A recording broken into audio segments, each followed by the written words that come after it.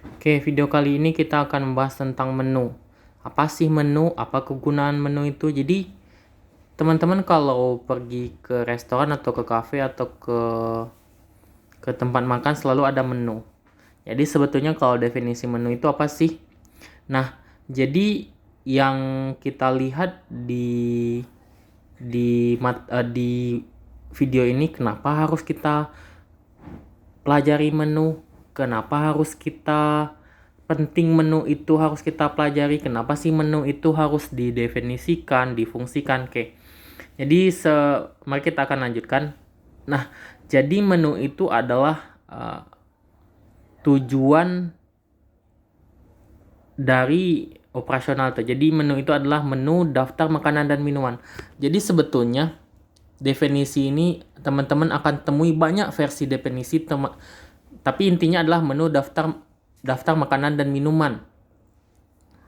Karena daftar makanan dan minuman itu luas.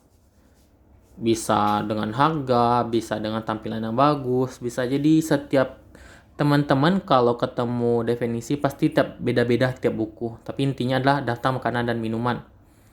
Nah, di video ini kita akan bahas tentang definisi menu, kemudian ada fungsi menu, karena menu ini bukan sekedar hanya kertas, tetapi adalah suatu pondasi suatu restoran atau kafe itu dapat beroperasional.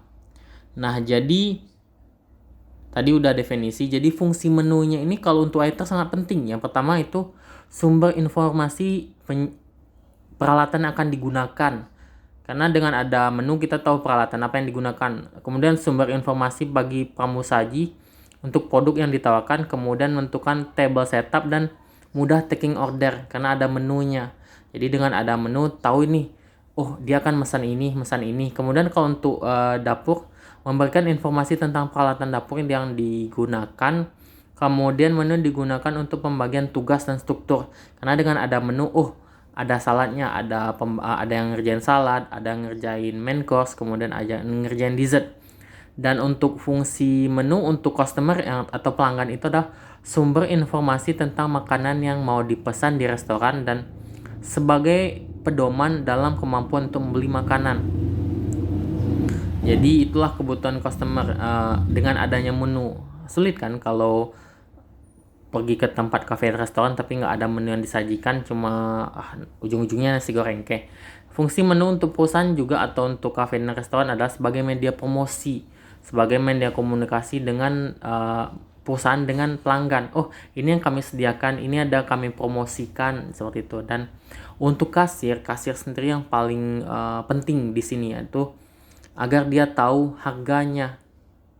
Jangan sampai nanti tidak tahu harganya, kok mahal banget.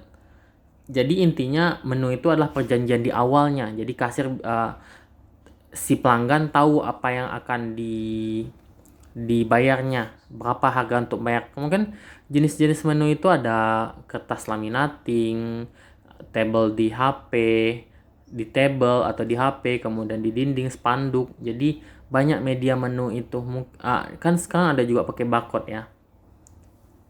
Nah, item yang ada di menu tergantung restoran atau kafenya ya.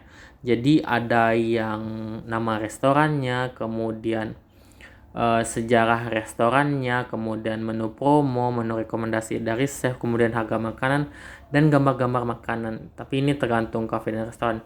Jadi sebetulnya menu ini adalah pondasi dari suatu kafe atau restoran. Karena dengan pondasi atau standarnya itu kerjanya sejalan.